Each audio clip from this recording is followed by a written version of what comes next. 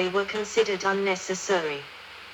Plow-shaped, sometimes called cowcatchers, they were quite large and were designed to remove obstacles from the track such as cattle, bison, other animals or tree limbs.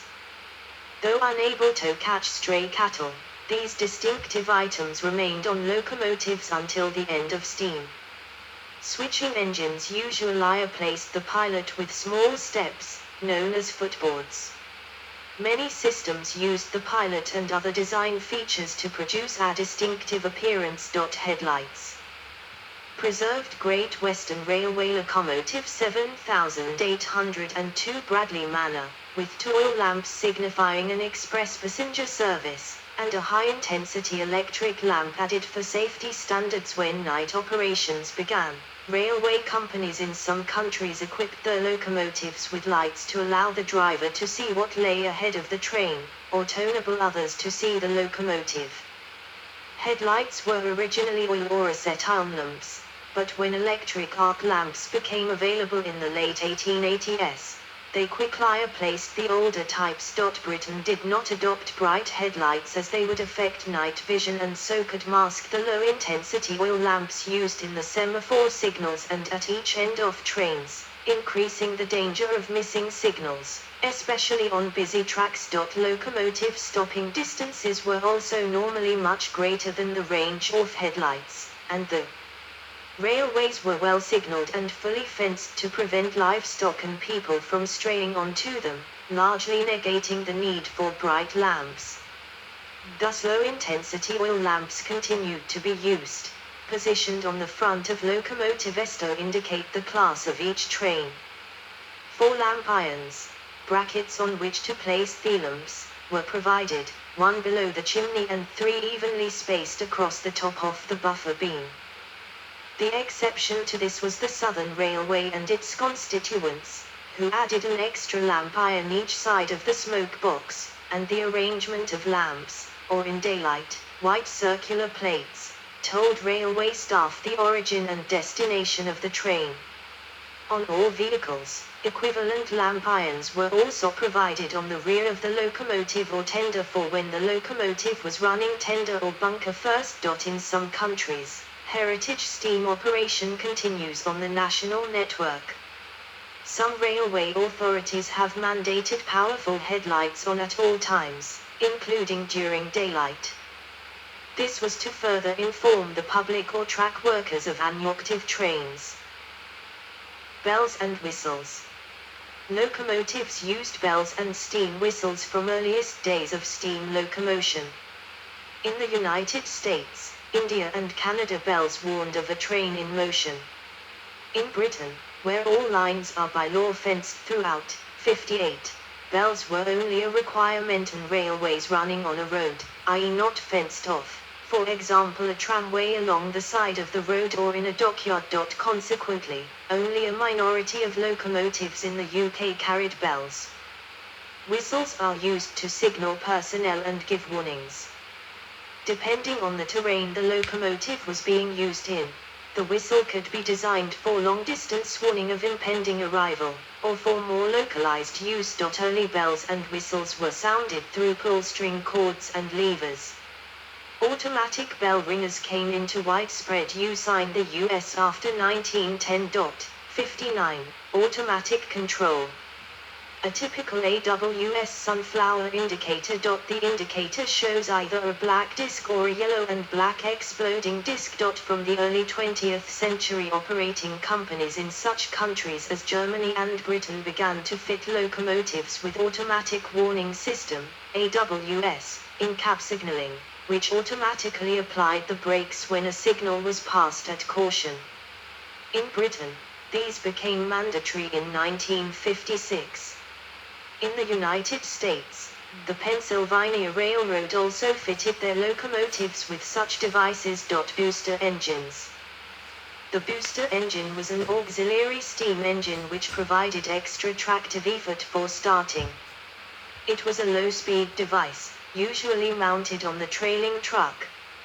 It was disengaged via an idler gear at a low speed, For example, 30-kilometer forward/hour boosters were widely used in the US and tried experimentally in Britain and France. On the narrow-gauged New Zealand railway system, 6 kb 4-8-4 locomotives were fitted with boosters, the only 3 feet 6 in, 1067 mm, gauge engines in the world to have such equipment. Booster engines were also fitted to tender trucks in the US and known as auxiliary locomotives. 2 and even 3 truck axles were connected together using side rods which limited them to slow-speed service. 60. Fire dough. The fire dough is used to cover the fire hole when coal is not being added.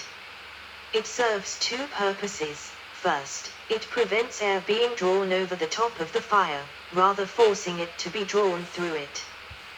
The second purpose is to safeguard the train crew against blowbacks. It does, however, have a means to allow some air to pass over the top of the fire, referred to as secondary air, to complete the combustion of gases produced by the fire. Fire doughs come in multiple designs, the most basic of which is a single piece which is hinged on one side and can swing open into the footplate. This design has 2 issues. First, it takes up much room on the footplate, and second, the draft will tend to pull it completely shut, thus cutting off any secondary air. To compensate for this, some locomotives are fitted with a lathe that prevents the fire dough from closing completely, whereas others have a small vent on the door that may be opened to allow secondary air to flow through. Though it was considered to design a fire dough that opens inwards into the firebox, thus preventing the inconvenience caused on the footplate, such a door would be exposed to the full heat of the fire and would likely deform, thus becoming useless. A more popular type of fire dough consists of a 2-piece sliding door operated by a single lever. There are tracks above and below the fire dough which the door runs along. These tracks are prone to becoming jammed by debris, and the doors required more effort to open than the aforementioned swinging door. In order to address this, some fire doughs use powered operation which utilized a steam or air cylinder to open the door. Among these are the butterfly doors which pivot at the upper corner. The pivoting action offers low resistance to the cylinder that opens the door. 61. Variations. Numerous variations on the basic locomotive occurred as railways attempted to improve efficiency and performance. Cylinders. Early steam locomotives had 2 cylinders, one either side, and this practice persisted as the simplest arrangement. The cylinders could be mounted between the main frames, known as inside cylinders, or mounted outside the frames and driving wheels, outside cylinders. Inside cylinders drive cranks built into the driving axle, outside cylinders drive cranks and extensions to the driving axles. Later designs employed 3 or 4 cylinders, mounted both inside and outside the frames, for a more even power cycle and greater power output. 62. This was at the expense of more complicated valve gear and increased maintenance requirements. In some cases the 3rd cylinder was added inside simply to allow for smaller diameter outside cylinders, and hence reduce width of the locomotive for use on lines with a restricted loading gauge, for example the SRK1 and U1 classes. Most British express passenger locomotives built between 1930 and 1950 were 4-6-0 or 4-6-2 types with 3 or 4 cylinders, for example GWR 6000 class, LMS Coronation class, SR Merchant Navy class, Una Gressley class of 3. From 1951 all but one of the 999 new British Rail Standard class steam locomotives across all types used 2-cylinder configurations for reassier maintenance. Valve gear. Early locomotives used a simple valve gear that gave full power in either forward or reverse. 43. Soon the Stephenson valve gear allowed the driver to control cut-off. This was largely superseded by Wolskiert's valve gear and similar patterns. Early locomotive designs using slide valves and outside admission were relatively easy to construct. but inefficient and prone to 43. Eventually, slide valves were superseded by inside admission piston valves, though there were attempts to apply poppet valves, commonly used in stationary engines, in the 20th century. Stephenson valve gear was generally placed within the frame and was difficult to access for maintenance. Later patterns applied outside the frame were more readily visible and maintained. Compounding.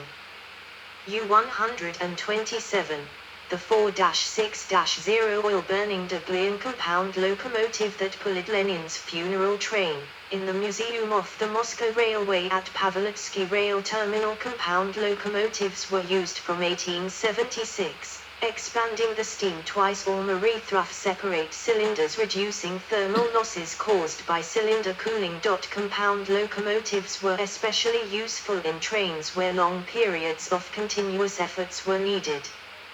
Compounding contributed to the dramatic increase in power achieved by Andrei Chapelon's rebuilds from 1929. A common application was in articulated locomotives, the most common being that designed by Anatole Mallet, in which the high-pressure stage was attached directly to the boiler frame. In front of this was pivoted a low-pressure engine on its own frame, which takes the exhaust from the rear engine. 63. Articulated locomotives. A South Australian Railways 400 class Garrett locomotive, built in 1952 to a Bayer, Peacock and Company design by Société Franco-Belge. Articulation is enabled by pivots at the ends of the locomotive's central frame. Very powerful locomotives tend to be longer than those with lower power output, but long rigid frame designs are impracticable for the tight curves frequently found on narrow-gauge railways. Various designs for articulated locomotives were developed to overcome this problem. The Mallet and the Garrett were the two most popular. They had a single boiler and two engine units, sets of cylinders and driving wheels. Both of the Garrett's engine units were on swiveling frames, whereas one of the Mallets was on a swiveling frame and the other was fixed under the boiler unit. A few triplex locomotives were also designed, with a third engine unit under the tender. Other less common variations included the Fairley locomotive, which had two boilers back-to-back on a common frame, with two separate engine units. Duplex types. David Lloyd George leaves Llanweiborg Station, Gwynedd. A Fairley locomotive on the Festiniog Railway. Wales. Duplex locomotives, containing two engines in one rigid frame, were also tried, but were not notably successful. For example, the 4-4-4-4 Pennsylvania Railroad Class T1, designed for very fast running, suffered recurring and ultimately unfixable slippage problems throughout their careers. 64. Geared locomotives. For locomotives where a high starting torque and low speed were required, the conventional direct drive approach was inadequate. Geared steam locomotives such as the Shea, the Climax and the Hyla, were developed to meet this need on industrial, logging, mine and quarry railways. The common feature of these three types was the provision of reduction gearing and a drive shaft between the crankshaft and the driving axles. This arrangement allowed the engine to run at a much higher speed than the driving wheels compared to the conventional design, where the ratio is 1:1. Cab forward. In the United States on the Southern Pacific Railroad, a series of cab-forward locomotives were produced with the cab and firebox at the front of the locomotive and the tender behind the smoke box, so that the engine appeared to run backwards. This was only possible by using oil firing. Southern Pacific selected this design to provide air free of smoke for the engine driver to breathe as the locomotive passed through mountain tunnels and snow sheds. Another variation was the camelback locomotive, with the cab situated halfway along the boiler. In England, Oliver Bulleid developed the SR Leader class locomotive during the nationalisation process in the late 1940s. The locomotive was heavily tested, but several design faults, such as coal firing and sleeve valves, meant that this locomotive and the other part-built locomotives were scrapped. The cab-forward design was taken by Blythe to Ireland, where he moved after nationalization, where he developed the turf burner. This locomotive was more successful, but was scrapped due to the dieselization of the Irish railways. The only preserved cab-forward locomotive is Southern Pacific 4294 in Sacramento, California. In France, the three Haleman locomotives were built with a cab-forward design. Steam turbines. A Ljungstrom steam turbine locomotive with air preheater, c. 1925 steam turbines were created as an attempt to improve the operation and efficiency of steam locomotives. Experiments with steam turbines using direct drive and electrical transmissions in various countries proved mostly unsuccessful. 41. The London Midland and Scottish Railway built the Turbomotive, a largely successful attempt to prove the efficiency of steam turbines.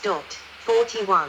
Had it not been for the outbreak of World War II, more may have been built. The Turbomotive ran from 1935 to 1949, when it was rebuilt into a conventional locomotive because many parts required replacement, an uneconomical proposition for a one-off locomotive. In the United States, Union Pacific, Chesapeake and Ohio and Norfolk and Western, N&W, railways all built turbine electric locomotives. The Pennsylvania Railroad, PR, also built turbine locomotives, but with a direct drive gearbox. However, all designs failed due to dust, vibration, design flaws or inefficiency at lower speeds. The final one remaining in service was the N&WS, retired in January 1958. The only truly successful design was the Tgoj Mount 3, used for hauling iron ore from Grängesberg in Sweden to the ports of Oxelösund. Despite functioning correctly, only 3 were built. 2 of them are preserved in working order in museums in Sweden. Fireless locomotive. In a fireless locomotive, the boiler is replaced by a steam accumulator, which is charged with steam, actually water at a temperature well above boiling point, 100 degrees Celsius, 212 degrees Fahrenheit, from a stationary boiler. Fireless locomotives were used where there was a high fire risk, for example oil refineries, where cleanliness was important, for example food production plants, or where steam is readily available, for example paper mills and power stations where steam is either a byproduct or is cheaply available. The water vessel, boiler, is heavily insulated, the same as with a fired locomotive. Until all the water has boiled away, the steam pressure does not drop except as the temperature drops. Fireless locomotive. Another class of fireless locomotive is a compressed air locomotive. Mixed power. Steam diesel hybrid locomotive. Mixed power locomotives, utilizing both steam and diesel propulsion, have been produced in Russia, Britain and Italy. Electric steam locomotive. Under unusual conditions, lack of coal, abundant hydroelectricity, some locomotives in Switzerland were modified to use electricity to heat the boiler, making them electric steam locomotives. 65. Steam electric locomotive. Haleman locomotive number 8001 Schemans de Förder LUSD steam electric locomotive uses electric transmission, like diesel electric locomotives, except that a steam engine instead of a diesel engine is used to drive a generator. 3 such locomotives were built by the French engineer Jean-Jacques Haleman in the 1890s. Categorization. The Governor Stanford, a 4-4-0, using white notation, locomotive typical of 19th century American practice. Steam locomotives are categorized by their wheel arrangement. The 2 dominant systems for this are the white notation and UIC classification. The white notation, used in most English-speaking and Commonwealth countries, represents each set of wheels with a number. These numbers typically represented the number of unpowered leading wheels, followed by the number of driving wheels, sometimes in several groups, followed by the number of UN-powered trailing wheels. For example, a yard engine with only 4 driven